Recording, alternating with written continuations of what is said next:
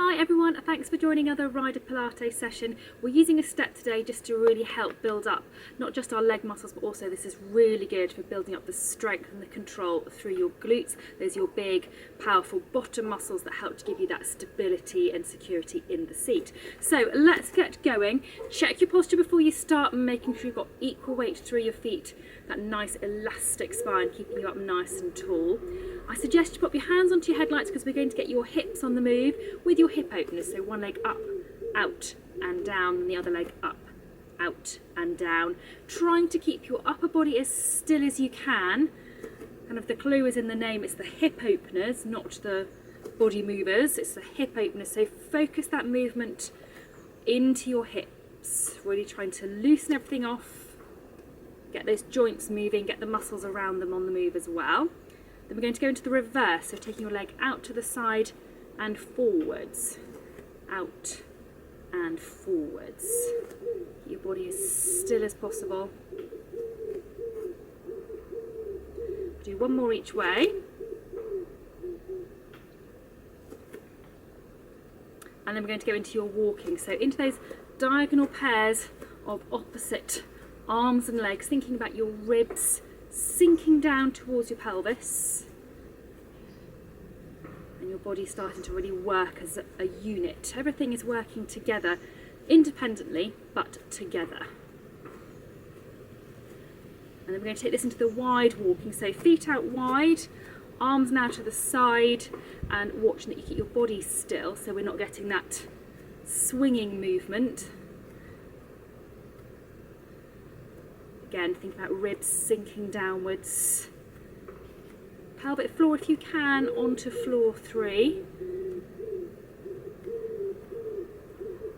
Okay, then bring your arms back down by your side. Keep your legs out wide. We're going to do a gentle stretch for your adductors. Those are the muscles on the inside of your thighs. So we're going over to one side. If you feel a stretch in here, that's great. If you don't, just dip your shoulder down towards the foot and you'll probably feel a little bit of tightening in there. And then come back up.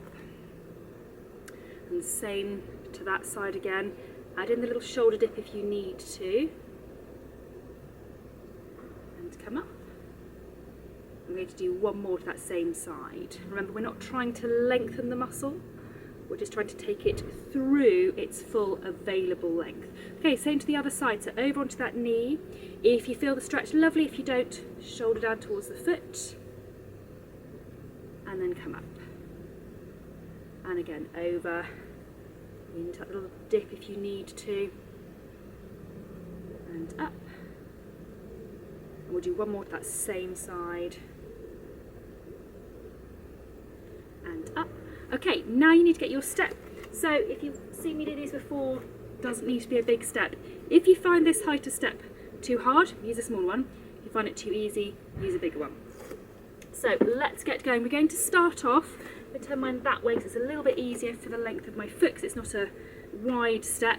We're going to just be going forwards first of all. So have one foot onto your step and you're just going to be going forwards and up and back and down. So forwards and up, back and down, forwards and up, back and down, keeping your shoulders level. So think about when you're in the saddle, say doing your rising trot, you're leading that movement as over wobble, leading that movement with your pelvis, and your shoulders stay level on top of your pelvis and they follow the movement of your pelvis. So you're not getting any tipping forwards. So forwards and up, back and down, forwards and up, back and down. Let's have a go with the other foot. So same thing again, get your foot settled, forwards and up, back and down. Shoulders are level, leading with your pelvis. And of course you can make this harder, not just by changing the height of the step, but you can have your foot further forwards, top foot further forwards, you can have your lower foot further back, you can mix it up and change it as you need to make it harder, provided the basic quality of what's happening through your leg but also through your body position stays the same. Okie doke. We're going to go backwards now, so I'm going to put my step behind me. So foot is now on the step behind me, going up and down this way. So again, your focus is on what's happening through the position of your body. The legs are doing the work, but you want to focus on the quality of this position.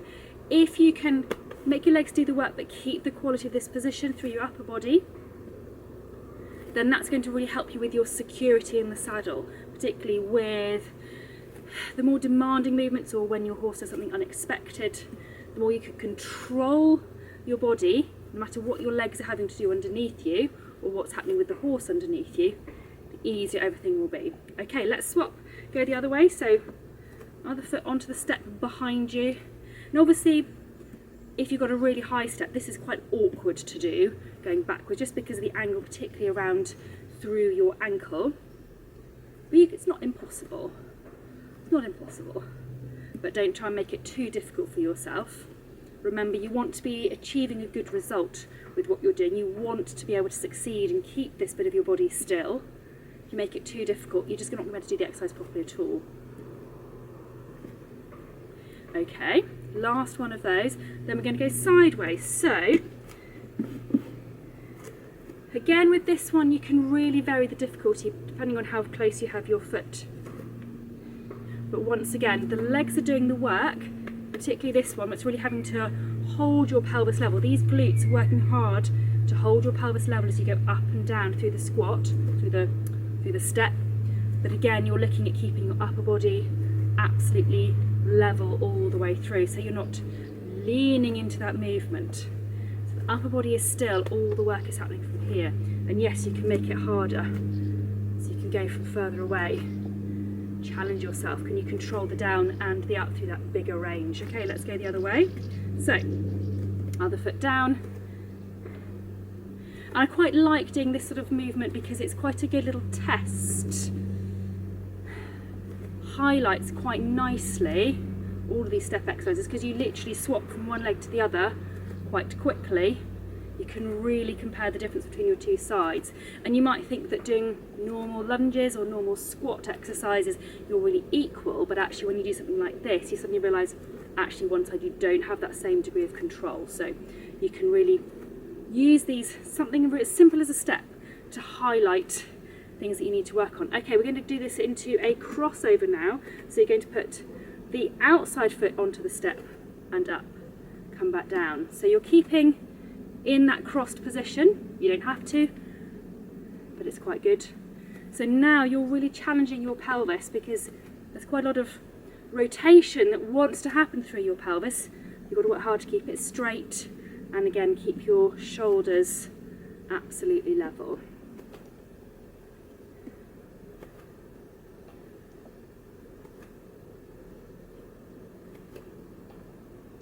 Okay, let's swap over.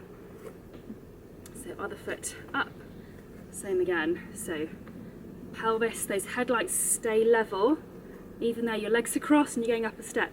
This is hard to coordinate, but keep the upper body level, keep your arms relaxed. Remember, when you're in the saddle, you want to be able to work hard from your pelvis down, but not have that interfere with the lightness of your contact.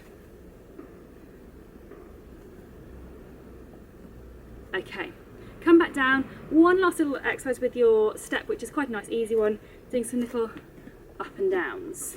So we're a little bit more dynamic because you're up and down, going in the same direction, and you're swapping at the top which leg is doing the harder work. So if you're weaker on one side, you'll be okay going one bit, then suddenly you'll find harder the next bit.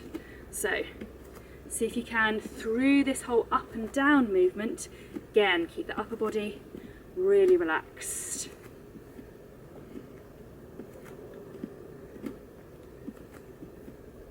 One more each way.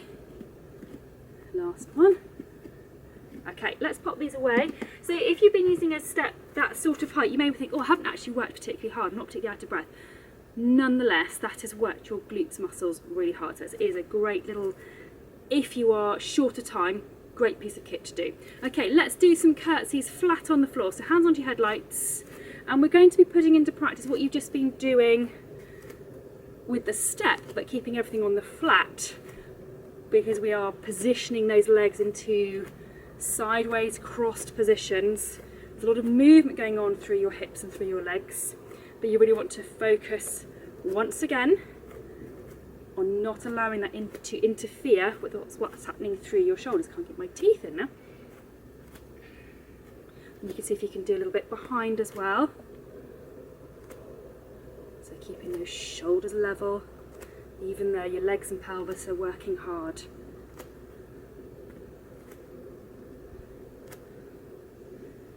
Okie doke, last one. Lovely. Okay, let's walk on the spot. And then pause with your feet underneath you. Relax through your upper body, and let's just do some nice, simple squats. Thinking about shoulders being over your pelvis. Watching you don't tip forwards. Okay, then I'm going to go sideways. We're going to do a little calf stretch. So have one foot in front of the other, just enough so you feel a little bit of tension down the back of that back calf. And then take your weight forwards. Feel that lengthening, and then come back up. And again, forwards. Come up. And we'll do one more. Just watch again that those shoulders stay over your pelvis. You're not tipping forwards. Then we'll swap and do the same thing with the other foot in front. I've got loads of leaves stuck to my feet now. So forwards until feel that little bit of tension. Then a gentle push forwards, increase that tension, make sure it's comfortable. And up. And again, forwards. And up. Do one more. Forwards. And up. Super job. Okay, we're going to finish there. So it's a really quick and easy session. Obviously for developing stamina through your glutes, you need to do a session of that sort of length, probably a little bit longer if you're going to be doing a lot of it. But if you've got a step and you're waiting for the kettle to boil and you've got a step in the kitchen, do some of those exercises because you will still be getting really good benefit for your glutes, even if you just do 10 or 20 at a time. It's still really worthwhile doing. Hope it's given you some ideas. Thank you for watching. Hope you've enjoyed it. Look after yourselves, and I'll see you very soon.